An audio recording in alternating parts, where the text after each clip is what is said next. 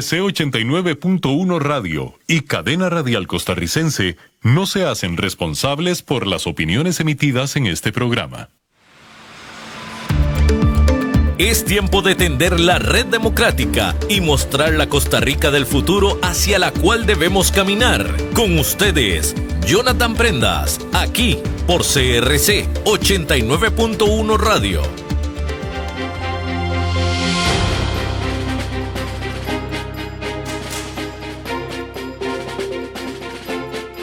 Saludos, mis buenos amigos de Red Democrática, bienvenidos a un nuevo programa, siempre con la intención en la Fundación Red Democrática de generar conciencia de los temas que más nos deben de preocupar y de ocupar para poder sembrar una mejor Costa Rica que pueda ser heredada por nuestros hijos y nietos en el momento en que ellos ya estén grandes. Necesitamos hacer las cosas bien, necesitamos pensar y necesitamos dejar de actuar por emociones o por egos para empezar a construir de forma certera, responsable y crítica para poder que ellos disfruten un buen país. El día de hoy, amigos y amigas, como lo habíamos prometido la semana anterior, tenemos al analista político, colega politólogo Daniel Calvo para hacer un ejercicio que yo sé que a muchos les gusta, yo sé que muchos pueden tener sus propias cábalas, sus propios ábacos, sus propias proyecciones, pero en este momento el analista Daniel Calvo, que es un asiduo conocedor de la Asamblea Legislativa y que gusta de hacer este tipo de ejercicios, no necesariamente con la intención de incidir o de presupuestar una bolita de cristal, sino de ver la fotografía del momento, es decir, de hoy, y cómo puede estarse conformando la próxima Asamblea Legislativa con el escenario del ecosistema en redes sociales, de los estudios de opinión, de lo que se ve en la calle, de lo que se escucha. Todo eso cuenta, porque faltan 7 meses para las elecciones y esta foto va a ir cambiando. Así que ustedes pueden tomar nota el día de hoy y frecuentemente vamos a tener a Daniel por acá para poder ir haciendo los ajustes en esta hoja de ruta hasta llegar vísperas de las elecciones a ver cómo está la lectura, cómo está el termómetro político en Costa Rica. Daniel, bienvenido. Sabes que este es tu programa, Red Democrática. Muy buenos días, Jonathan. Encantado de estar con ustedes, con tu público. Y sí, efectivamente, como lo has aclarado, que me parece necesario, es realmente mencionar cómo es que estamos viendo, pasar revista por la situación de los partidos políticos a 7 meses. Algunos de ellos ya han definido inclusive sus candidatos a diputados, en el caso de Unidos Podemos, en el caso del Partido Unidad Social Cristiana, aunque están pendientes de ratificarse, y en algunas agrupaciones ya se escuchan algunos nombres, en el caso del Frente Amplio, en el caso también del Partido de Acción Ciudadana, de Liberación Nacional. Entonces quizá desde ya sí por lo menos perfilar cuáles de esas personas o esos nombres que están circulando, pues tendrían más posibilidades de llegar a integrar la próxima Asamblea Legislativa. Daniel, en los últimos días ha pasado de todo, ha estado muy movido el ambiente político, no solo ya se oficializó cuál es el partido del oficialismo, que es Pueblo Soberano, también se oficializó que uno de las 5 agrupaciones políticas que arropaban este esfuerzo ya se apartó de la alianza el día de ayer. Jonathan, hay nada más para aclarar, me parece importante decir que son 3. Se ha hablado de 5, pero lo cierto es que hay 2 que no pudieron cumplir con sus procesos de inscripción. Vos y yo sabemos lo difícil que es poder culminar un proceso de inscripción de un partido político. Y bueno, son dos agrupaciones que se habla y se dice que son partidos, pero la verdad es que no lo llegaron a hacer. Así es, de hecho, precisamente por eso mencionaba, los ponía como movimientos, porque mucha gente que son esos movimientos, no llegaron a ser partidos políticos. Buena aclaración lo que estás haciendo, Daniel. Por lo tanto, eran 3 partidos y 2 movimientos, ahora quedan 2 partidos, 2 movimientos, y todavía hay que ver el remesón de lo de ayer, qué otras réplicas deja y queridos puede dejar en el camino, porque lo que hacían ver es que básicamente no se sintieron queridos en esa alianza y pues decidieron formar casa aparte.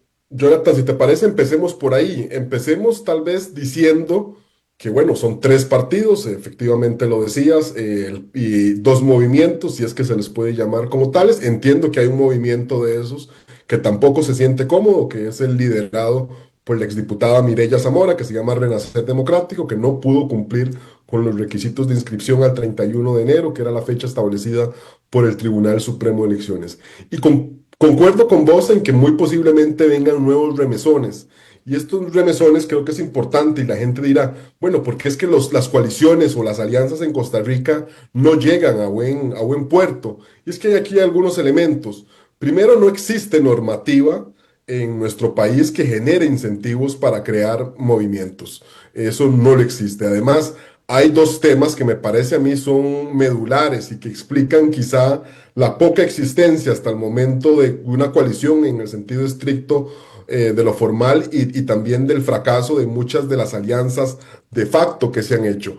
Y uno es la repartición de cuotas de poder, de puestos elegibles. Recordemos que Pueblo Soberano lo que pidió, que inclusive fue rechazado por el Tribunal Supremo de Elecciones, es ellos definir democráticamente cuáles eran los primeros 14, es decir, los dos primeros lugares de cada provincia, prácticamente relegando a las otras agrupaciones a que se conformaran con los terceros lugares, que en algunas provincias me parece pueden llegar a tener posibilidades, sobre todo en San José. Así es. Pero más allá de eso, me parece que es difícil que una agrupación logre 3 diputaciones.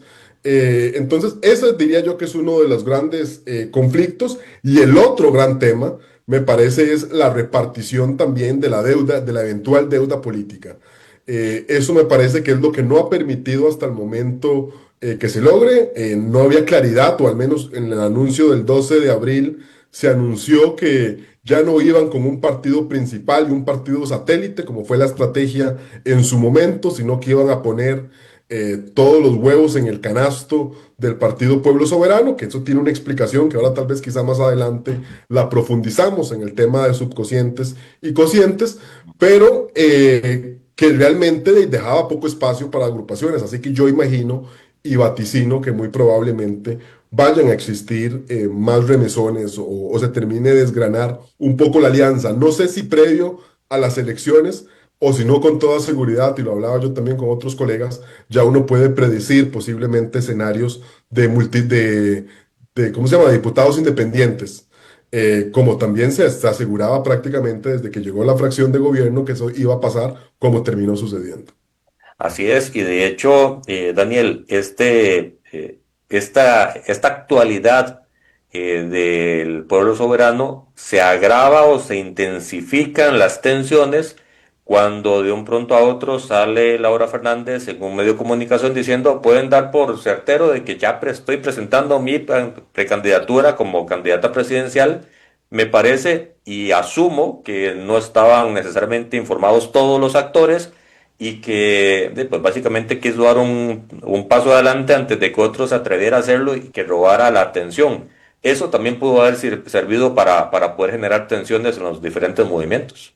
Me parece que sí, me parece que al menos todos los actores que conforman el rodriguismo, el chavismo, como se le quiera llamar, no están conformes con la figura de Laura Fernández. Y sobre todo, diría yo, su vocera principal, que así lo ha externado públicamente, que ella dice que desea un menú más amplio o considerar otros nombres, que la figura de que ella tiene dudas, y eso son declaraciones de ella, no es que Daniel Calvo aquí las está inventando. Entonces me parece eso complicaba la situación de Laura Fernández, entendiendo el peso político en las decisiones que tiene doña Pilar dentro de esa alianza, coalición, como se le quiera, alianza, que es el término correcto, y eso me parece que la llevó a adelantar sus pretensiones en razón de saber que al menos podría competir y que el nominado no sería otra persona que no fuera ella. Me parece que es una explicación o una hipótesis a los eventuales roces que muy posiblemente vaya por ahí.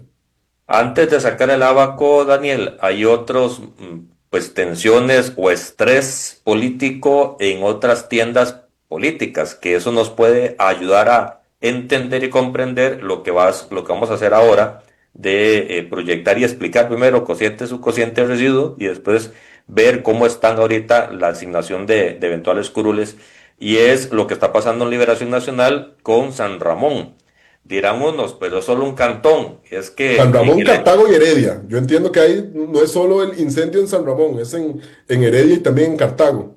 sí, solo que en Heredia, en Cartago, parece que sí lograron culminar las provinciales y aunque hayan tensiones y pueden haber separaciones de liderazgos para la campaña, la parte estructural del partido sí va en camino. El tema en Alajuela es que San Ramón no, ya hay 3 salidas en falso con las convocatorias para hacer la cantonal, van a volver a intentar este fin de semana. El problema es que si siguen ausentándose el quórum, liderado por el exalcalde Nixon, o alcalde, no, creo que es el exalcalde, sí, el Nixon, entonces Liberación no podría cumplir con las reglas del juego del tribunal y no podría inscribir candidaturas desde candidato presidencial hasta diputaciones en ninguna parte del país.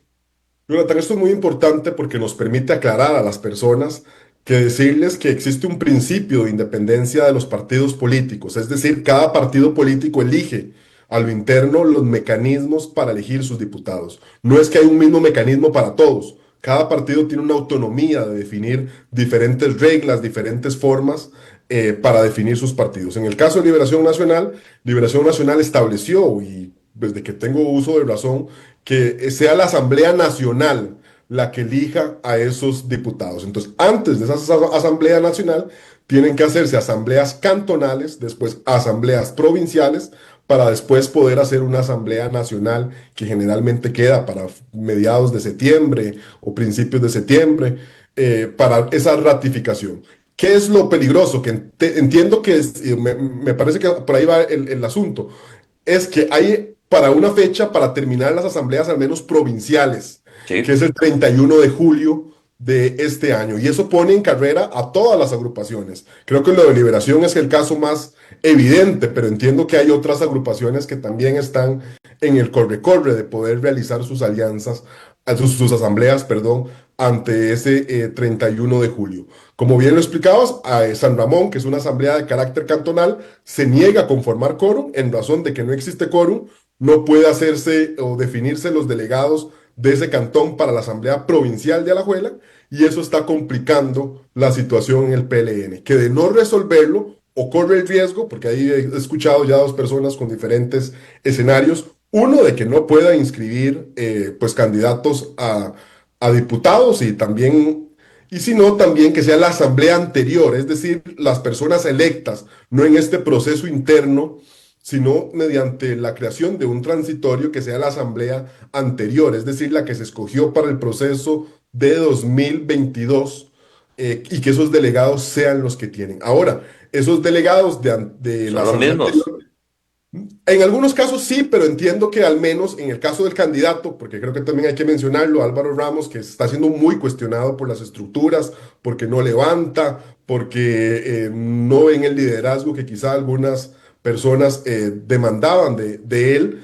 Entiendo que si es la asamblea anterior, pues se complican sus números para poder incidir justamente en la escogencia de nombres de diputados, mientras que si fuera esta asamblea la que logras hacerse, que inclusive también por ahí hay recursos de amparo, bueno, el de la Asamblea Provincial de Cartago, presentado por Luis Gerardo Villanueva, y Ujú. también hay un recurso de amparo que entiendo que fue dado lugar con el tema de los movimientos, es decir, una serie de delegados adicionales, en su mayoría afines a Álvaro Ramos, que no van a poder participar y que eso pues dificulta justamente sus números para él poder tener un mayor margen de maniobra en poder incidir en los nombres que irán a diputados. Y aquí nada más cierro porque creo que eso nos permite ejemplificar otro modelo que es completamente distinto, que es el caso del Partido Unidad Social Cristiana.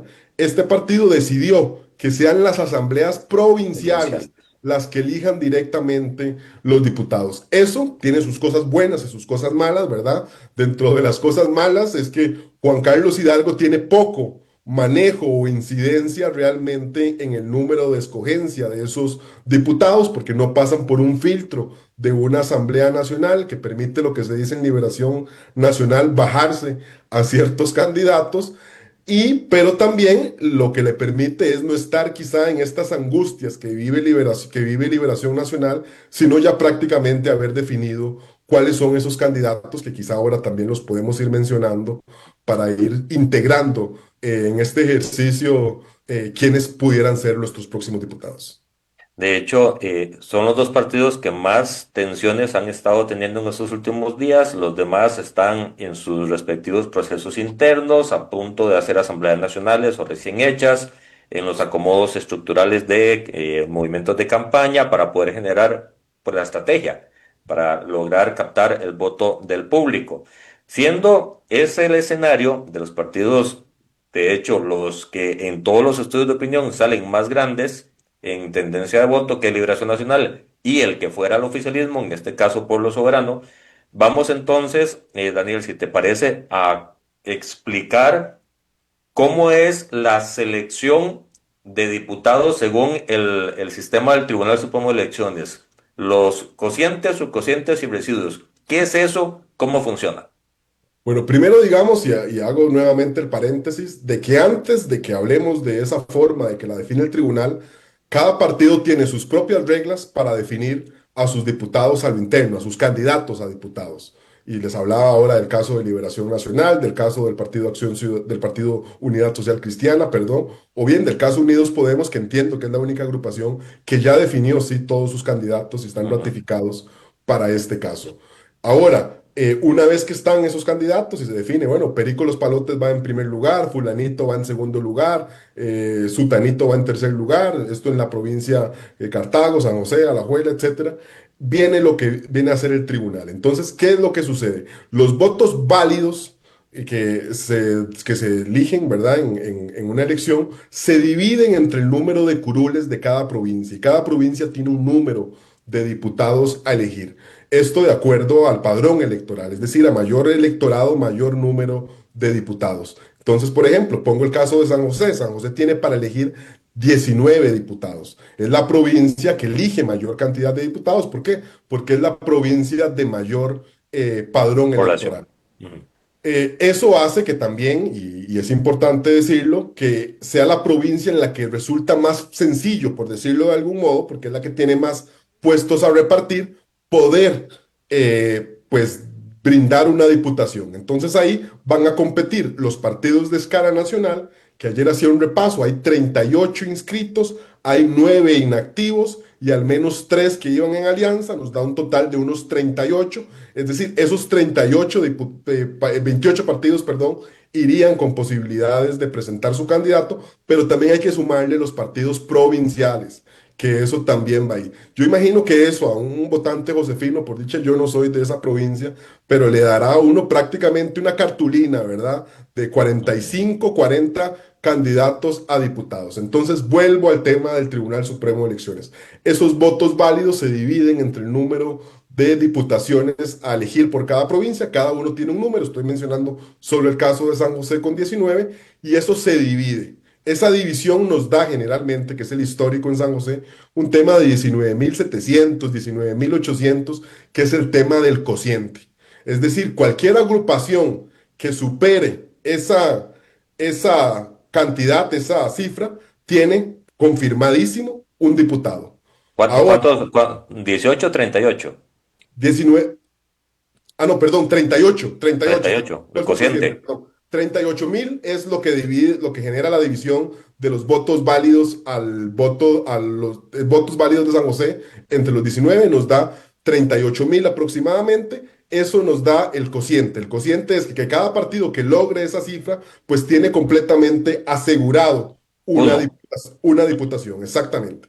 Después, ¿cómo se van repartiendo los otros lugares? Bueno, esa cifra del cociente, que en San José es el caso de 38, se divide entre dos, que es el subcociente, que te decía yo, y ahí era donde me permitías hacer la aclaración, anda por los 19.700, 19.800.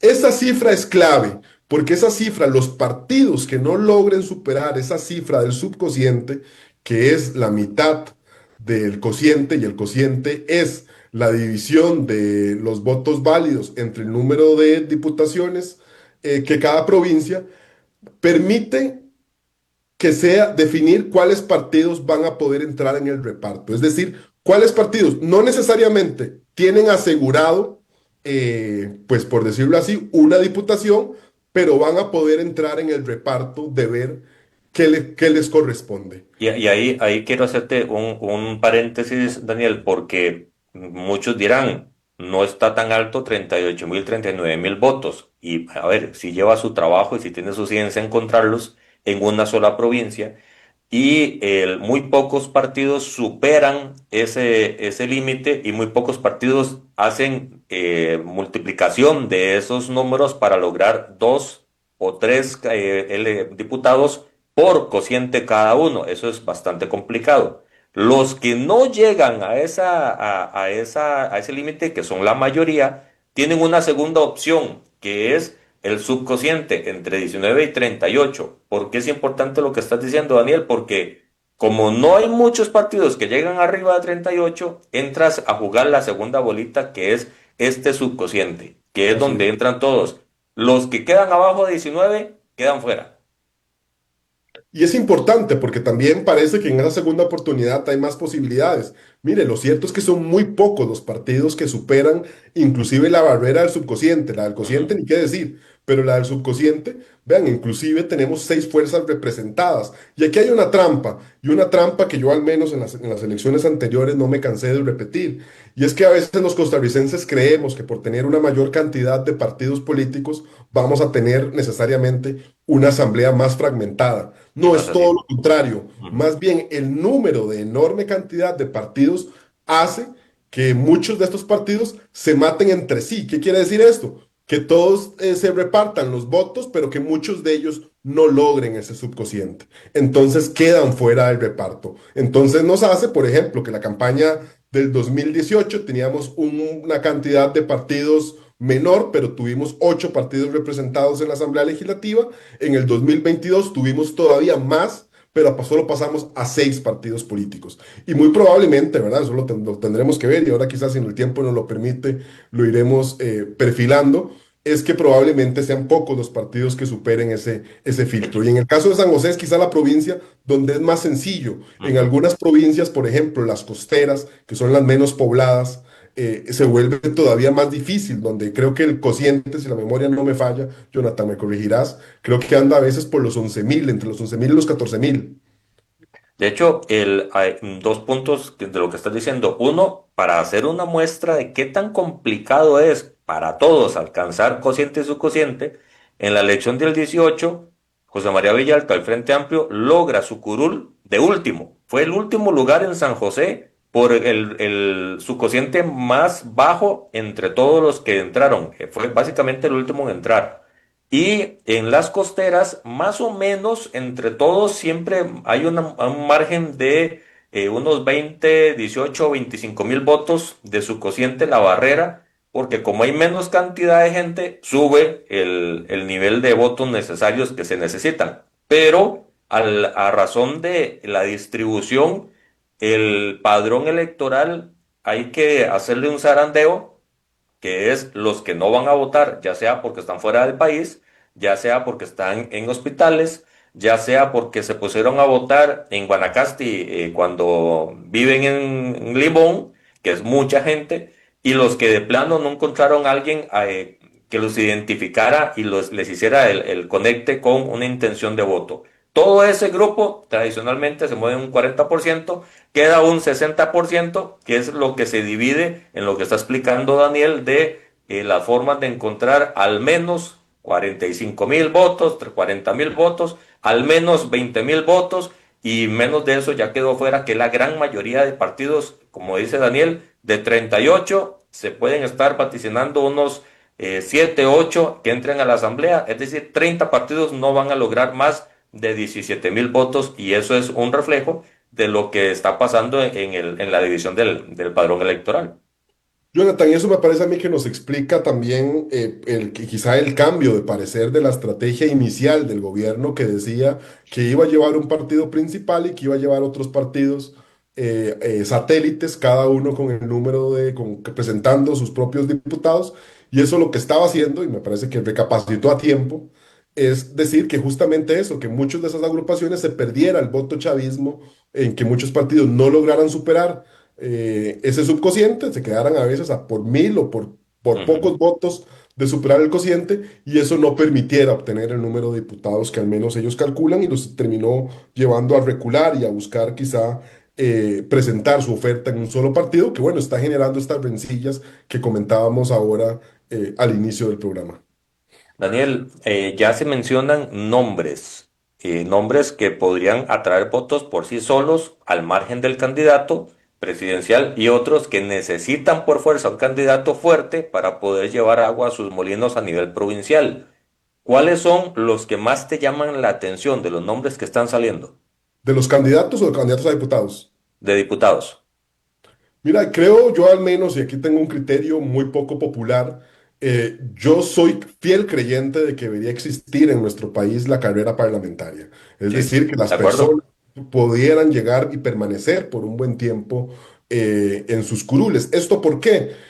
Porque el manejo de la Asamblea Legislativa es sumamente difícil, lleva una curva de aprendizaje, yo diría, y el Estado de la Nación creo que lo ha dicho, en 18 o 2 años aproximadamente. ¿Es Y entonces, verdad? cuando las personas ya se están sintiendo cómodas y le están agarrando el toque, como dicen los carajillos en este momento, ¿verdad? A ser diputado, de inmediatamente casi que van para afuera. Entonces, ¿qué es lo que me gustaría a mí ver? Me gustaría ver a personas, digamos, que ya tienen un expertise. Aunque yo no concuerdo, pues en el punto de vista ideológico, a mí me agrada ver, por ejemplo, una nueva diputación, que me imagino que posiblemente la alcanzará, de José María Villalta. Es decir, una persona que ya ha sido 2 veces diputada y que me parece maneja a la perfección, también por haber sido asesor legislativo y demás. Me gustan también, que debo decirlo, quizá por eso, las diputaciones también del Frente Amplio. En el Frente Amplio veo yo que le dan la oportunidad a muchos asesores legislativos, es decir, esa curva de aprendizaje de la que yo estoy hablando se ve Ya, reducida se la sus- saltan. sustancialmente. Y eso me parece que hay algunas personas que están ahí, Trejos Mazariegos, Diana Madrigal, por mencionar algunos otros que me parece ya prácticamente se sentirán en su charco para hacerlo así. En el caso, por ejemplo, de Unidos Podemos, me ha sorprendido que quizá no veo yo unas figuras experimentadas, con excepción de Freddy Morera, que me parece que es una persona que tiene también muy curtido por muchísimos años de la labor legislativa y de viceministerio de la presidencia, que me parece y me agrada ver gente así, pero después no vi yo tampoco una mayor selección o al menos alguna persona reconocida en la lista de Unidos Podemos que me llamó la atención. Me llamó la atención primero que Natalia no fuera en doble postulación. Debo decirlo, yo creía que esa iba a ser su apuesta, como al menos Claudia Doble sí lo ha dicho transparentemente. Se ha dicho, yo veo las dificultades de que el Partido Acción Ciudadana no lo dice así, ¿verdad? Pero uno lo entiende de que pueda llegar a la presidencia, pero sí busca una diputación, que aunque no tenga una experiencia legislativa, me parece que ha sido una persona que no es ajena al manejo o a la administración de gobierno a través de su rol como primera dama, y eso me parece además de que es una persona con un currículum valioso, aunque aquí aclaro, he visto miles de casos de personas intelectuales, brillantes y demás con grandes currículums, y mire, lo cierto es que no le va bien como diputado. No Ujú. tiene las destrezas, la habilidad, el verbo, el conocimiento del manejo legislativo, de los procesos de negociación, así que eso no necesariamente es garantía. En el caso del PUS, por ejemplo, reconozco y me parece una excelente selección, al menos desde el punto de vista académico, democrático, me parece que será también esa prueba de fuego de ver cómo le va de diputada con Abril Gordienco, ¿verdad? Una persona reconocida como en una ONG a través de que la que busca pues el fortalecimiento de la democracia. Veo también, déjame repasar, vamos a ver, en Cartago no veo que hayan hecho alguna apuesta importante. Veo que en Heredia también hay una asesora legislativa, Paola Sáenz, que también me parece ya tiene o aminoraría ese curso, esa curva de aprendizaje. Y a veces un tema que también es importante decirlo, no los conozco, pero y ojalá que no sea en esa línea, que es la municipalización de la Asamblea Legislativa. ¿Qué es la Eso. municipalización de la Asamblea Legislativa? Que muchas de esas elecciones de los partidos políticos son personas que vienen de ser alcaldes o regidores o algo. Y eso no está nada mal, me parece que esta es una experiencia previa para curtir y generar la experiencia política. Pero a veces creo que llegan a la Asamblea Legislativa pensando en ser casi que únicamente gobernadores de su provincia y no entendiendo que un diputado es de carácter nacional. Ahí veo, por ejemplo, que se ha seleccionado, por ejemplo, al hijo de Walter Céspedes, que es en la provincia de Limón, y me parece que en la provincia de Punta Arenas también han seleccionado a un alcalde. En el caso de Limón es el hijo del alcalde, pero me imagino que si tiene el ADN de su papá, claramente va a ser un diputado combativo en la próxima asamblea legislativa. Después, creo que lo que más tenemos, Jonathan, son rumores. En el caso de Liberación Nacional, para serte franco, no estoy entendiendo mucho su lógica, y no estoy entendiendo mucho su lógica quizá porque yo parto de un escenario en que muy probablemente, al menos así lo considero yo, serán oposición, porque me parece que Liberación Nacional la tiene bastante empinada para estas elecciones. Y yo siendo así, y esto también es un criterio relevante, y vos lo sabés, es que dependiendo, yo diría casi que de las posibilidades de un partido, hay partidos que no saben, ¿verdad? Si serán gobiernos, si serán oposición, pero hay algunos que yo creo que ya se la huelen, ¿verdad? De que Ujú. probablemente serán. Y yo creo que la selección de diputados debe ir también mucho en esa línea. Debe ir en que si sos oposición, deben ser diputados de un mayor alto perfil, más combativos, con mayor experiencia, mientras que si sos gobierno, podés darte de alguna manera un lujo de quizá de no tener mucho caudillo, ¿verdad? O mucho, ¿cómo se dice? Mucho cacique, ¿verdad?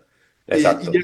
Y eso al menos en Liberación Nacional me parece que están haciendo, entiendo que hay una apuesta a la renovación, pero he visto que hay nombres que me parece a mí no son de recibo, o al menos no creo que su primera experiencia laboral casi tenga que ser diputado.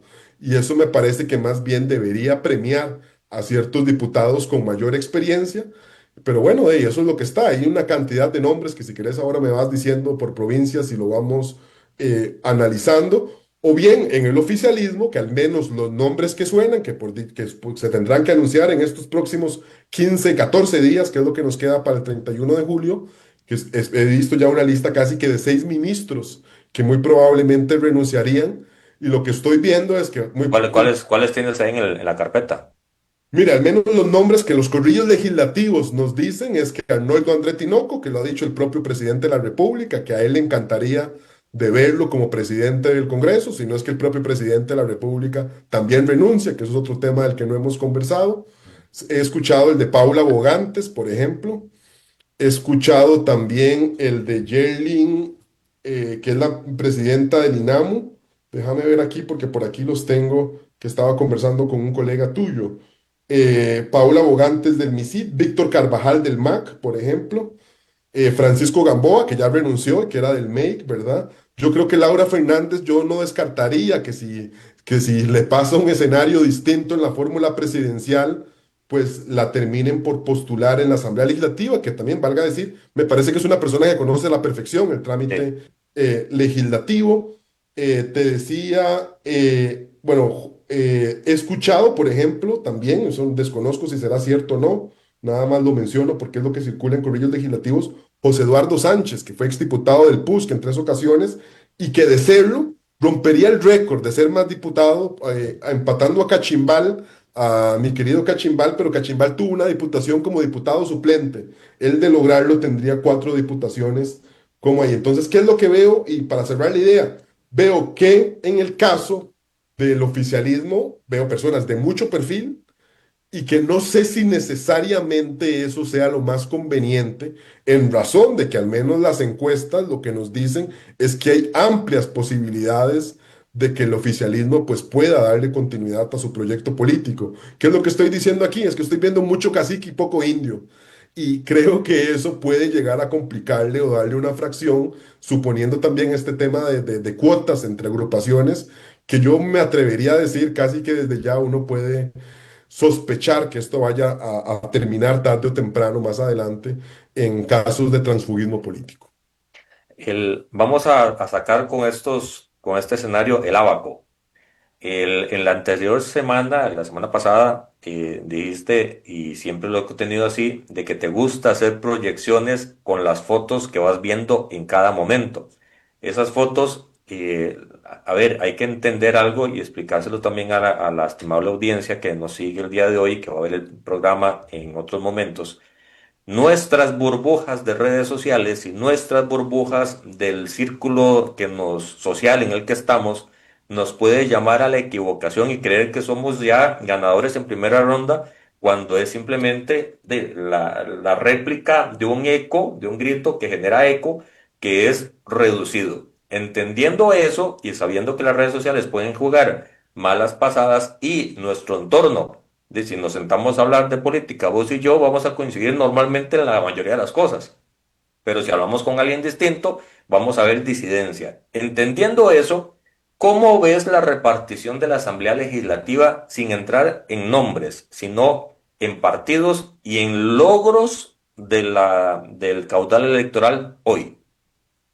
Jonathan, es una buena pregunta y también creo que hay que decirlo. Vamos a ver.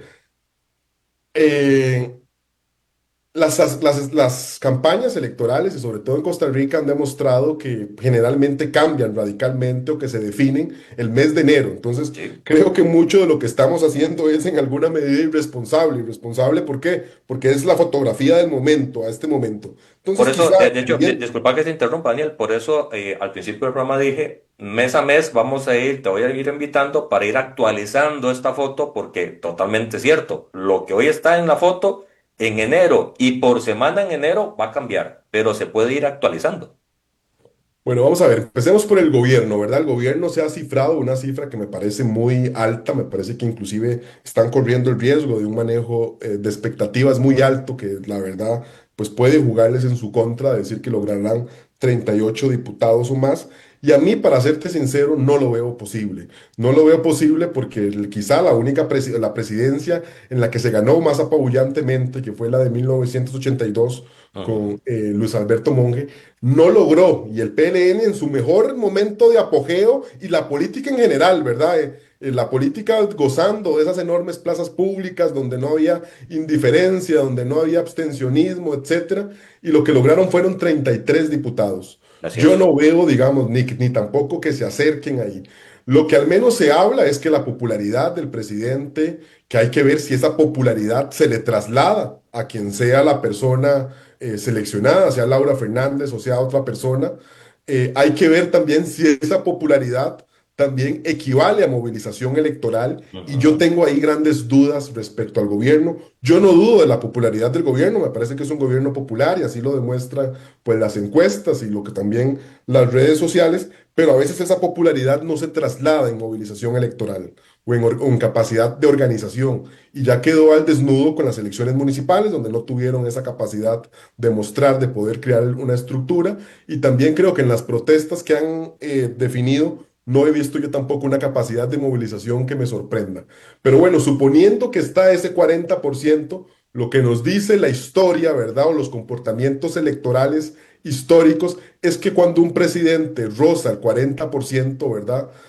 Suponiendo que eso, y eso implica que esto se definiría en una primera ronda, que también creo que es importante aclararlo. Recordemos que los diputados sí se eligen todos en una primera ronda, en la segunda ronda solo es para la fórmula presidencial.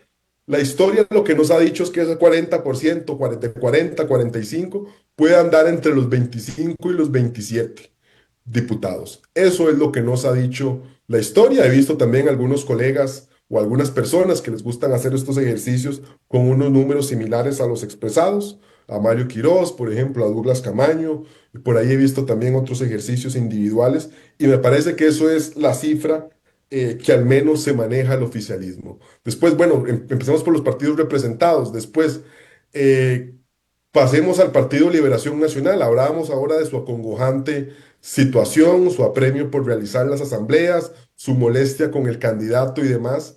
Y yo sí veo aquí una merma importante en Liberación Nacional, que inclusive pues logró aumentar un número de diputados de la elección del 2018 al 2022, pasando de 18 a 19, pero yo al menos sí visualizo una merma importante. Yo diría que la verdad, para ser muy franco, creo que puede oscilar entre unos 10 a 13 diputados. Diría que hay unos 10 que probablemente ya pueden tener un pie en la asamblea. Y diría, los primeros lugares, no veo una situación en la que Liberación no logre al menos un primer lugar en una provincia, pero tampoco lo descarto. Y creo que como hablábamos en el caso de San José, probablemente pueda llegar a obtener hasta 3 diputados. Para esta campaña obtuvo 5, es decir, está perdiendo 2. Ahí, en el caso de Alajuela, al menos visualizaría un segundo, aunque entiendo que la situación en Alajuela se las trae y que realmente ahí no sé si esos números pues podrán ser así. Ahí Pasemos. ves la posibilidad de que, a ver, con José María Figueres era el antifiguerismo lo que se movió y por eso no despegó y le costó tanto. Pero ¿ves una posibilidad en que las provincias se muevan en función de los diputados y que no jalen tanto la carreta del candidato presidencial y que esos números no caigan tanto? Sí, y sobre todo creo que hay diferentes factores. En el caso de Liberación Nacional, históricamente ha sido así, ha tenido un respaldo mayoritario en elecciones legislativas que en elecciones presidenciales, es decir, una quiebra del voto importante. Pero yo creo que mucha, y quizá tengo un sesgo, aquí probablemente el sesgo me juega en contra, ustedes saben que los temas legislativos son los que me apasionan, entonces yo veo, y al menos hay otros factores como la eventual renuncia de Rodrigo Chávez, que si es así, mucho de este proceso se vaya a centrar en la elección de diputados, y quizá la elección presidencial pase a un segundo plano. Inclusive diría, y eso también nos da pie para otro programa, Jonathan, que la próxima Asamblea Legislativa, a mi criterio, será la más importante de la historia Así reciente. es, totalmente de ¿Por acuerdo. qué? ¿Por qué considero eso? Porque creo que hay muchas situaciones que están en juego, nuestro modelo de desarrollo, temas de reforma del Estado, reformas parciales a la Constitución o constituyente, elección del Contralor, elección de 14 de los 22 magistrados, es decir, prácticamente la selección del Poder Judicial.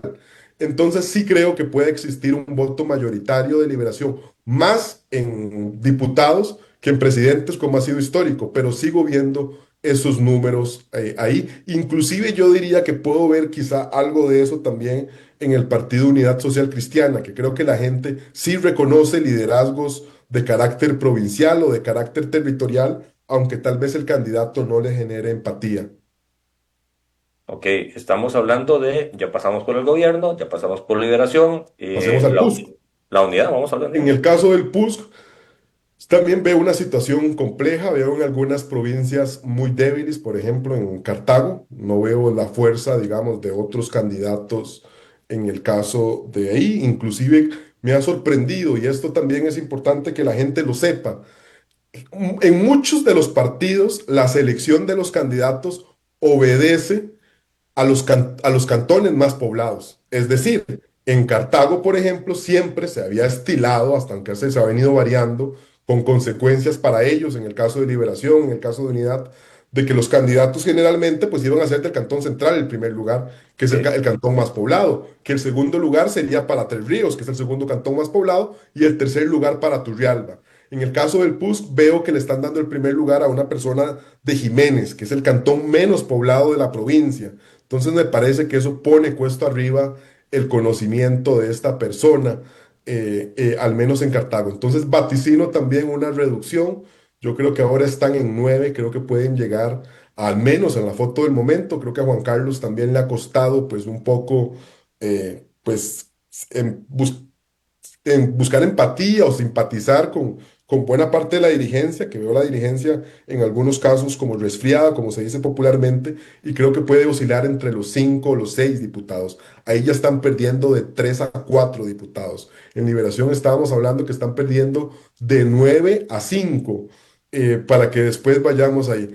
En el caso del Partido Nueva República, yo al menos visualizo, Jonathan, y vos que tuviste pues en algún grado cercanía con algunas de esas figuras, yo al menos creo que la lectura estratégica que ellos están haciendo no me parece nada inteligente y me explico.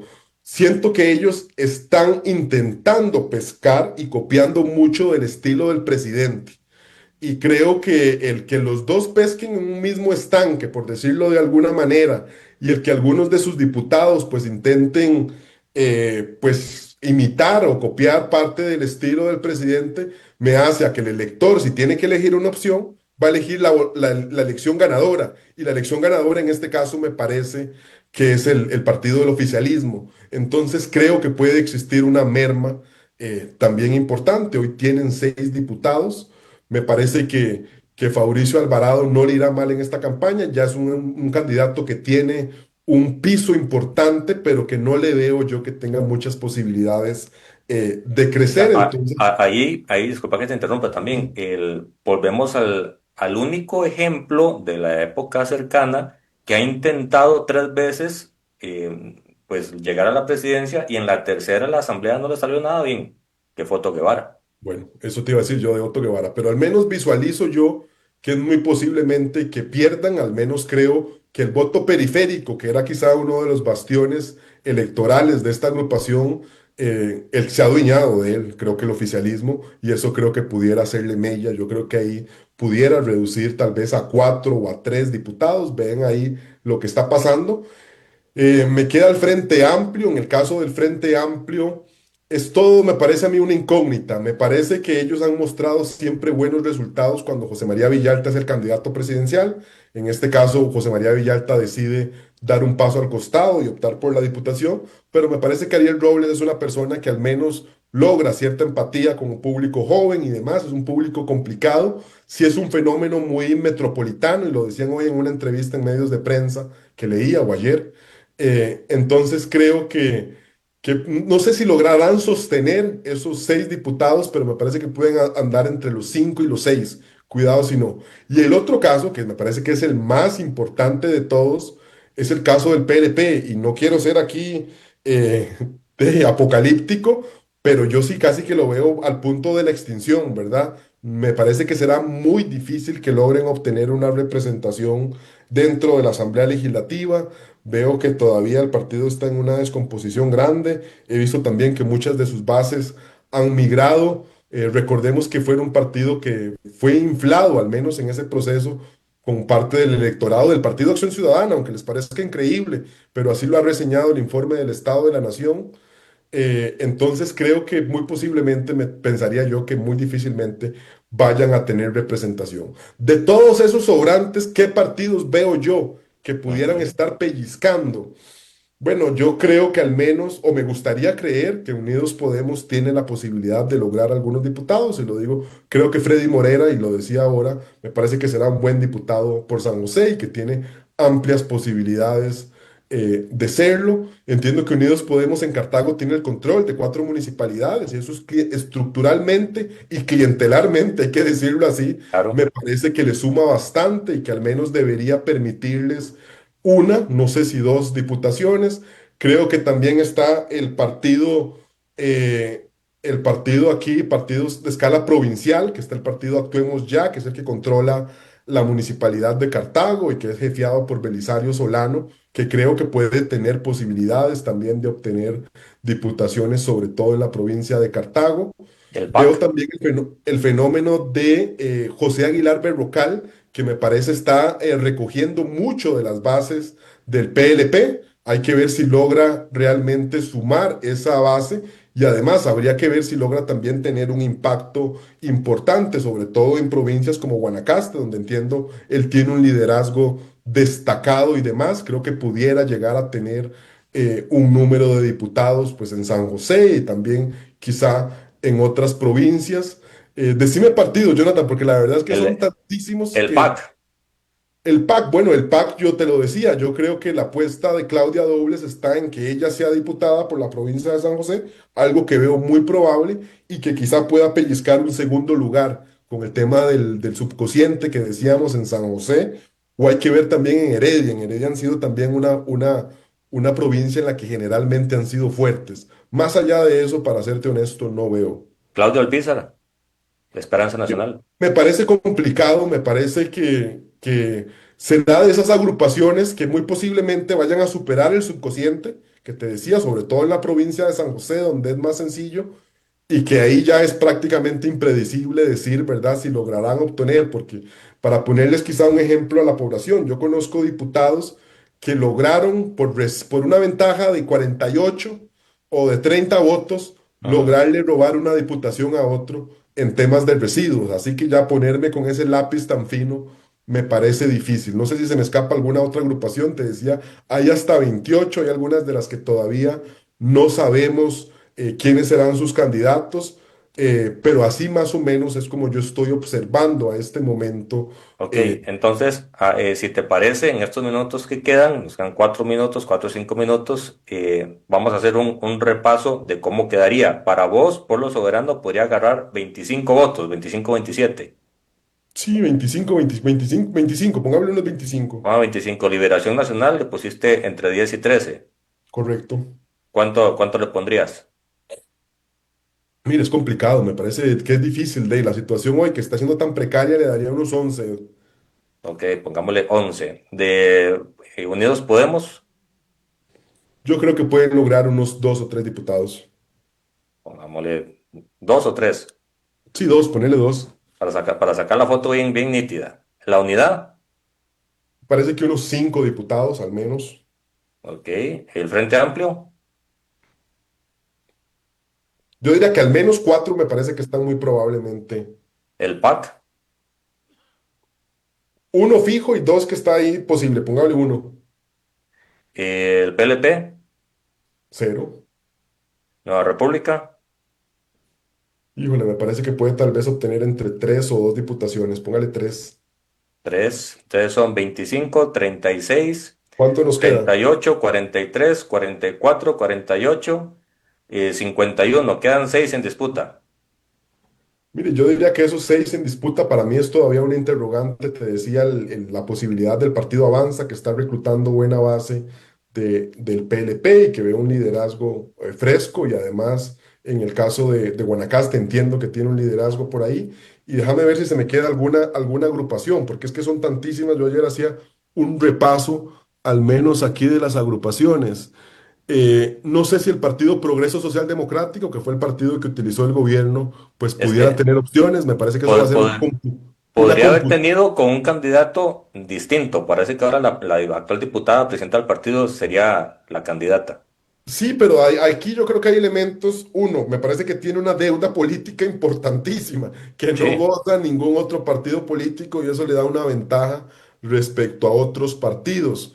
Por ahí también veo el partido Nueva Generación, que me parece que al igual que Claudio Alpizar estará intentando colarse en buscar una diputación en San José, que es el de Fernando Zamora Castellanos, que entiendo la primera diputación sería para su líder histórico, Sergio Mena. le Después pones uno a cada uno. mira, no sé, no te podría decir. Yo diría que de esos 6 probablemente, muy posiblemente estén ahí. No me atrevo, Jonathan, a decirte con precisión cuántos va a lograr cada uno de ellos, pero me parece que están por ahí. Hay otros partidos en los cuales no he visto movimiento y ayer los enumeraba. No he visto movimiento, por ejemplo, en el PASE, no he visto movimiento en ADN, pero entiendo que hay alguna cercanía con el gobierno. Aquí Costa Rica manda, tampoco, no he visto nada, pero entiendo que también hay cercanía con el gobierno. Costa Rica Justa, de la clase trabajadora, Encuentro Nacional, Integración Nacional, Movimiento Libertario, Nuestro Pueblo, Pueblo Unido, Republicano Social Cristiano, Unión Costarricense Democrática y Unión Liberal. Ayer enumeraba que hay 13 partidos en los que yo al menos no he observado Costa Rica movimiento primero, no has visto nada. hasta este momento. Miren, en Costa Rica primero lo que observé era que doña Yolanda Fernández, que fue una destacada líder empresarial en la Cámara de Comercio, si mi memoria no me falla, pues que estaba valorando pues una precandidatura y ahora los que he escuchado, y te lo digo, es un puro corrillo legislativo, es que más bien sería Douglas Soto, que Douglas Soto recuerden ustedes que había presentado una eventual precandidatura en Ujú. el Partido Unidad Social Cristiana y que después decidió declinar. Eso es lo que he escuchado. Sí he visto ya un candidato en el Partido Justicia Social Costarricense, un señor que se me escapa el nombre, eh, Betancur. Betancourt, sí, William, o me parece que era William o Pero Wagner, parece que no está confirmado. Hay posibilidades de pero que, al menos ya de, lo he de- visto de- de que participando, llegue alguien. Hay posibilidades de que llegue alguien con más experiencia. al menos ya lo he visto, digamos, participando en algunos actos, digamos, de representación de la agrupación, no sé si es en Ujú. condición de presidente o de precandidato, pero eso es lo que tenemos. Entonces te decía, hay 38 partidos inscritos a escala nacional hasta este momento. Yo revisaba eso, hay al menos 9 inactivos, es decir, nos quedarían 31 y ayer le restaba yo 3, me quedaban 28, ahora solo hay que restarle 2 porque al parecer el Partido Esperanza y Libertad sí presentará sus candidatos, entonces estaríamos hablando de 29 candidatos presidenciales 29 hasta, que cada hasta uno tome una media de 30.000 votos, no llega a cocientes, pero raspa el padrón electoral. bueno, pues por ahí más o menos están nuestros números. Creo que ya nos están poniendo la musiquita, Jonathan, para ¿Sí? despedirnos, así que encantado de hablar con vos y seguimos en comunicación. Actualizamos la foto mes a mes. Muchísimas gracias, Daniel. A las órdenes. Y gracias a todos ustedes. Mañana a 10 de la mañana no se lo pierda, Red Democrática.